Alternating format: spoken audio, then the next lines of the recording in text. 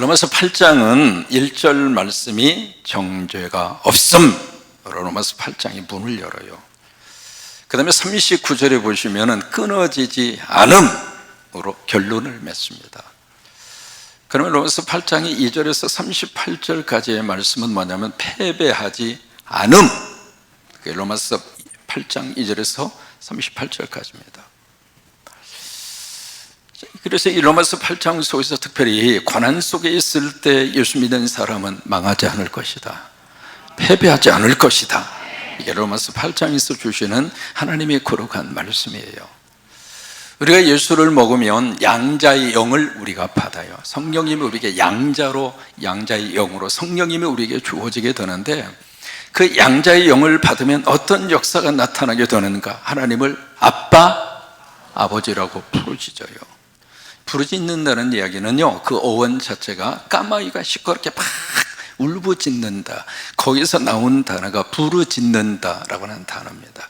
아이들이 부모님을 부를 때에요, 여러분 어느 날 갑자기 딱 일어나더니 아버님, 만약에 그렇게 부르면 분위기가 상당히 좀 이상한 분위기로 그렇게 갈 거예요. 아니면 어느 날 갑자기 아들이 딱 와서 큰절을 하면서 아바마마. 아이들과의 관계가 친숙하면 친숙할수록 아이들은 아버지를 어떻게 불러요? 아빠라고 부릅니다. 어머니는요, 엄마라고 부릅니다. 우리 아이들이 다 컸습니다만 가끔 통화할 때마다 목사님 그렇게 부른 적이 한 번도 없어. 저한테 뭐라고 부를까요? 아빠, 영어로 daddy, 엄마한테는 mom. 그런 것처럼 우리 하나님과의 관계가 깊어지잖아요. 하나님과의 관계가 깊어지면 깊어질수록 여호와, 야훼, 주, 그 단어보다도 하나님이 나의 아빠가 되는 거예요. 그래서 하나님을 향하여 아빠, 아버지라고. 그러면 우리가 하나님의 아빠, 아버지로 부르면 어떤 역사가 나타나는가? 우리는 하나님의 자녀입니다. 여러분, 자식 이래야 부모를 향하여 아빠, 엄마라고 부를 수 있잖아요. 그러니까 우리가 하나님을 아빠, 아버지로 부르짖는다는 이야기는 내가 신분이 바뀌었다 그 말이에요. 내가 하나님의 자녀가 됐다 그 말이에요. 여러분은 하나님의 아들이고 하나님의 딸입니다. 해보세요. 나는 하나님의 자녀다. 에이, 무슨 하나님의 자녀, 에이, 그래가지고 무슨 하나님의 자녀야. 그런 마음이 속으로 들 때가 있죠? 괜찮아요. 그래도 우리는 하나님의 자녀입니다. 5만 원짜리 지폐가 구겨졌다고 5만 원의 가치가 사라집니까? 5만 원짜리 지폐가 약간 거기에 찢겼다고 5만 원짜리 지폐의 가치가 만 원으로 떨어집니까?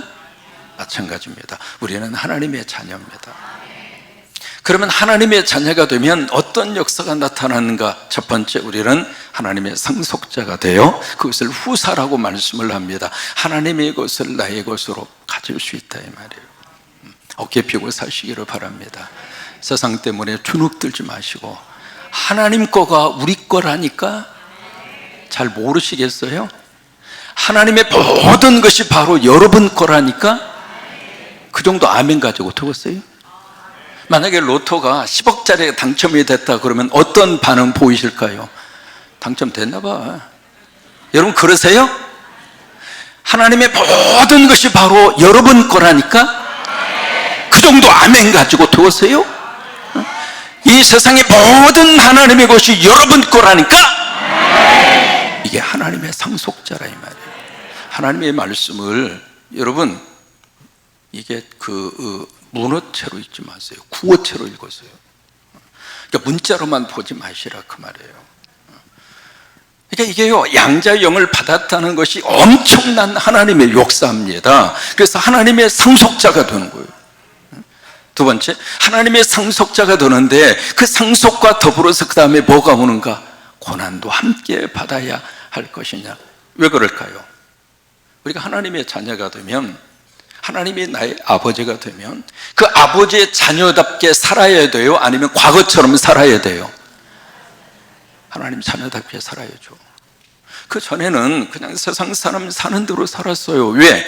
그게 일반적인 삶의 모습이니까. 적당히 거짓말을 하기도 하고 적당히 속이기도 하고, 눈 한번 질끈 감고 살짝 넘어가서 뭔가 이득이 있으면 그렇게 살고. 전에는 그런 모습으로 살았는데 이게요, 내가 예수를 먹고 양자의 영이 내 안에 들어와서 야, 너 하나님의 자녀야, 성령님이 나로 하여금 그것을 자꾸 우리에게 확인시켜 주시고 나의 신분에 대해서 알려주는 순간에, 그 순간에 우리가 내가 하나님의 자녀구나 라고 하는 내 의식이 확고부동하게 있는 사람은 과거처럼 살 수가 없어요. 우리 아빠가 누군데? 우리 아빠가 누군데? 자녀된 내가 어떻게 살아요? 여러분, 마태오 5장 38절에 보시면은 눈에는 눈, 이에는 이. 여러분, 이게 세상의 가치입니다. 세상의 모든 것의 가치는 그렇게 흘러갑니다. 아니, 그보다 더 지독합니다. 눈에는 눈, 천만의 말씀, 눈에는 몽둥이고요, 폭탄이고요. 그게 세상이에요. 그런 가치관을 가지고 이 세상이 돌아가는데 그 다음에 주님이 뭐라고 말씀하시는가? 세상은 그렇게 가지만 넌 그렇게 살지 마. 왜? 넌 내 자식이니까. 그럼 어떻게 살까요? 그 다음에 주시는 말씀이 있습니다. 주시는 말씀이 바로 뭐예요? 만약에 누군가가 너를 고소를 해서 속옷을 가지고 가고자 하면 너 겉옷까지 줘버려. 누군가가 오른밤을 탁 하고 때리잖아. 그러면 어떻게 하라고요? 왼밥도 돌려대. 여러분, 그게 가능합니까? 누군가가 억지로 오리를 가자고 나를 강요를 해서 오리를 가게 하는 자가 있다면 심리까지 같이 가죠. 누가 빌려달라고 하는 사람이 있으면 거절하지 마. 이 시간 옆에 사람에게 좀 빌려달라고 해보세요. 이게 예수님이 우리에게 주시는 말씀이거든요. 너희는 이렇게 살아. 왜? 넌 내 자녀니까. 그렇게 말씀을 하시는데 그 말씀을 우리가 딱 듣고 그 말씀대로 우리가 살아간다면 갈등이 생길까요? 아니면 마음이 편할까요? 갈등과 그리고 싸움이 나오는 거예요. 그게 신앙의 삶이에요. 설교를 들으면서 뭔가 고민이 일어나야 되고요, 설교를 들으면서 뭔가 질문이 던져야 되고, 설교를 들으면서 뭔가 가슴 치는 반응이 나와야지 그냥 설교를 들으면서 아이고 좋네 그러면 안 돼요. 말씀이 찔려서 말씀 앞에서 우리가 고민해야 되고 말씀 앞에서 갈등해야 되고, 그래서 고난이라고 하는 단어가 그래서 나오는 거예요.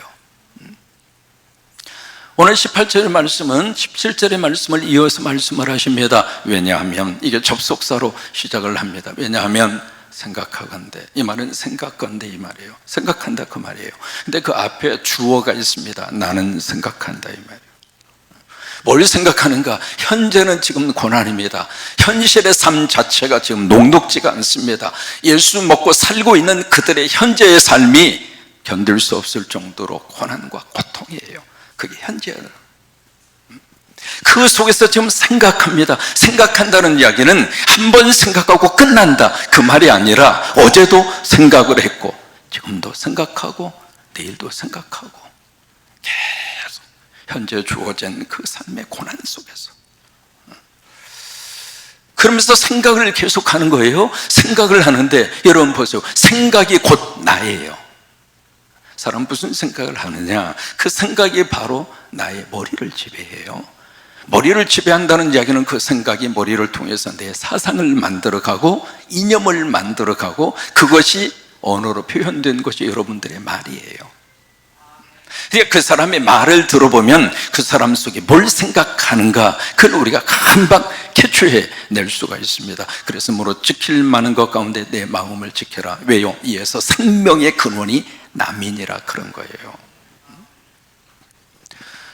지난주에 나이아가라 폭포 이야기 했잖아요. 어떤 관광객이 거기서 폭포 구경을 하다가 너무 목이 마려우니까 길을 이렇게 내려가서 거기 폭포수의 물을 이렇게 마셨어요. 마시고 나서 갈증을 해결한 다음에 눈을 들어서 앞을 딱 보니까 편말이 하나 보이는 거예요. 편말에 뭐라고 쓰여져 있는가? 저 단어가 쓰여져 있는 거예요. 여러분, 영어로 저 단어는 무슨 뜻이냐면 독약이라고 하는 뜻이에요. 세상이 알고 보니까 독약을 마신 거야. 그 순간 이 사람의 배가 팍 지금 독약이 뱃속에 퍼져서 배가 뒤틀거리고 금방 죽을 것 같고 현기증이 나고 오바이트를 하고, 그래서 이제 이게 응급 상황이 발생을 해서 이 사람을 급히 옆에 있는 인근 병원에 모시고 갔습니다. 모시고 가서 의사에게 자초지종을 걸 쭉 이야기하니까 의사가 그 설명을 듣더니 너털 웃음을 웃는 거예요. 왜냐하면 저 단어를 영어로 보면 독약이지만 프랑스어로 보면은 낚시 금지라고 하는 뜻입니다. 그러니까 프랑스 사람들이 나이가라 폭포 구경을 와서 거기서 너무 낚시를 많이 한 거예요. 그래서 불어로 낚시하지 마세요, 낚시 금지, 그렇게 딱 써놓은 글씨예요. 그것을 설명을 듣는 순간 하나도 안 아파. 왜 아팠어요? 왜 안 아팠어요? 생각이에요. 로버트 슐러 목사님이 인상적인 말을 우리에게 알려줍니다. 뭐라고 이야기하느냐면 같이 한번 읽을까요?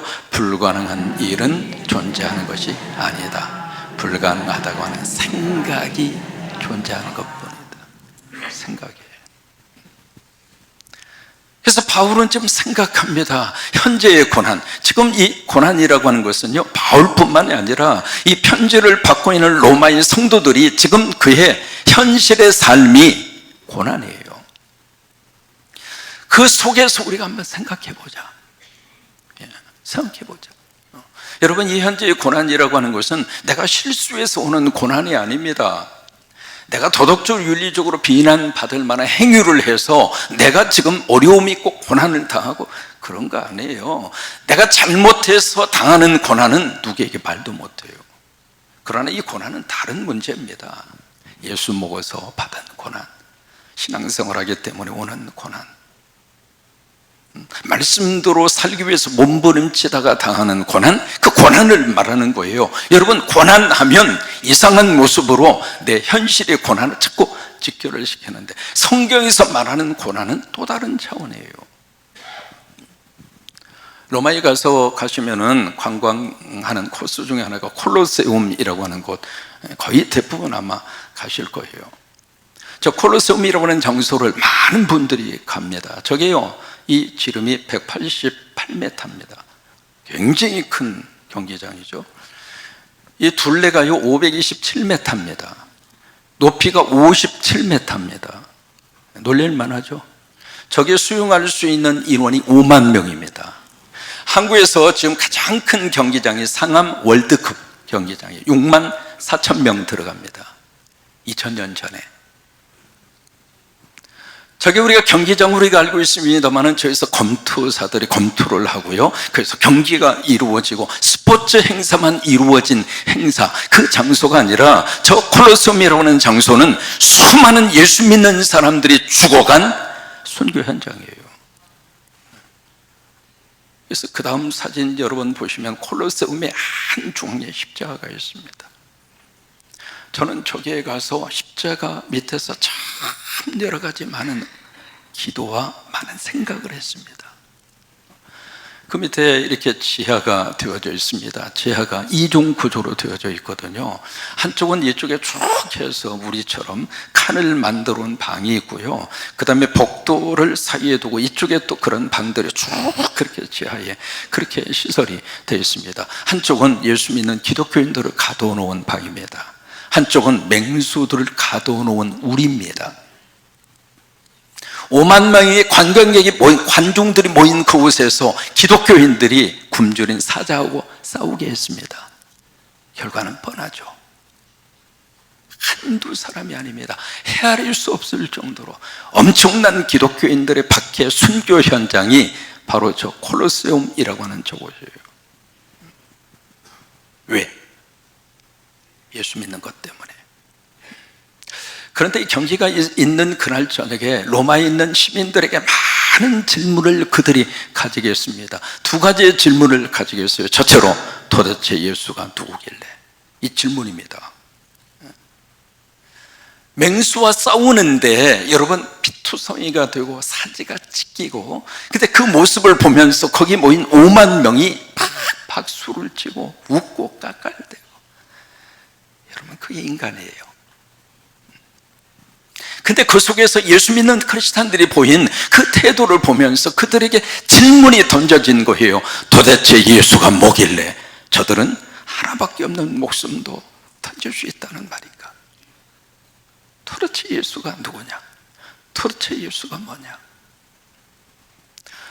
두 번째로 경기가 끝난 다음에 로마의 시민들에게 던져진 질문이 저들의 용기는 어디에서 나온 것인가?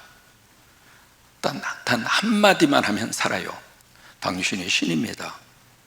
왜냐하면 그 당시 황제 숭배 사상이 있었으니까. 그래서 주라고 하는 말, 큐리오스라고 하는 말을 딱 황제에게만 적용했습니다. 주라고 하는 뜻이죠. 그 주라고 하는 단어를 황제를 향하여 단 한마디만 하면 살 수 있습니다. 그런데 그러지 않았습니다. 왜요? 그들에게는 그런 용기가 있었어요. 여기서 말을 하고 있는 이 현재의 고난이라고 하는 것은 바로 그것을 이야기하는 거예요. 신이 보낸 사람, 영화를 혹시 보셨는지 모르겠습니다. 저 포스터에 보시면은요, 크리스찬이라면 이 영화를 반드시 봐야 한다, 그렇게 추천을 했고요. 두 번째, 신이 보낸 사람은 실화를 배경으로 만든 영화입니다 라고 하는 포스터에 글이 나옵니다. 북한에 있는 지하 교인들에 대한 이야기입니다. 북한에 지금 지하의 교인을 14만 명으로 추산합니다. 근데 맨 처음에 영화가 시작이 되면서 고문 장면부터 나옵니다. 끔찍한 고문. 여러분, 그 영화를 보시면서 저 고문을 당하면서 과연 내가 예수 그리스도의 믿음을 지켜낼 수 있을까? 오늘 우리들은 예수 믿으면서 힘들다, 고통이 심하다, 어려움이 많다, 솔직하게 한번 이야기해 보세요. 뭐 때문에 어려워요? 뭐 때문에 그렇게 고통이 많다고 생각하십니까? 여기 북한에 있는 이 지하 교인들이, 그 교인들이 그 예수 먹고 그 믿음 하나 지키기 위해서 그렇게 고문의 장면으로부터 그 사람들이 윤리적으로, 도덕적으로, 정치적으로 그 많은 고문을 당할 만한 행동을 했는가? 아니에요. 딱 하나. 예수 먹는 것 딱 그 하나 때문에. 그 고문이 너무 견디기 힘들 정도로 그 고문이 극심하고 힘들어서 수없이 많은 사람들이 그 고문 앞에서 배교합니다. 주인공이 철호인데 그 철호 주인공이 그렇게 혼잣말로 그렇게 독백을 합니다. 하나님도 우리를 버리셔서. 나중에 영화가 끝난 다음에 이렇게 엔딩 크레딧이라고 그러잖아요. 제작자 이름부터 시작해서 쭉 그렇게 올라가는 그 장면에 거기에 어느 할머니가 이불을 뒤집어 쓰고 숨죽여서 드리는 기도가 나옵니다. 한번 들어보세요. 오늘날아요 저희가 다 부서졌습니다. 이제 양 팔고 배달이 팔고 산 파는 아버지 교회 다 무너진 뒤에 아버지 다시 신랑과 진리에 못된 교회가 살아나게 하시는 오늘날 얼마나 많이 숨겨있습니까? 아버지 사랑합니다.